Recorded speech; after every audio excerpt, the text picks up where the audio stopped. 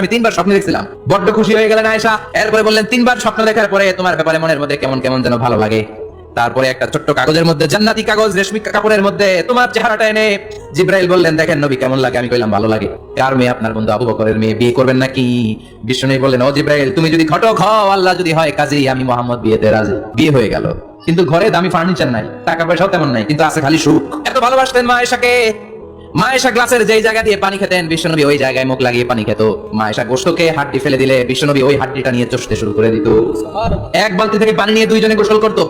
আবার বিশ্বনবীর সাথে সাথে মাঝে মাঝে বায়না ধরতো, মাঝে মাঝে রাগও করতো। বিশ্বনবী বলেন, আয়েশা কখন তুমি রাগ করো, কখন তুমি আমারে ভালোবাসো আমি বুঝি। মা আয়েশা বললেন, কেমনে বুঝেন?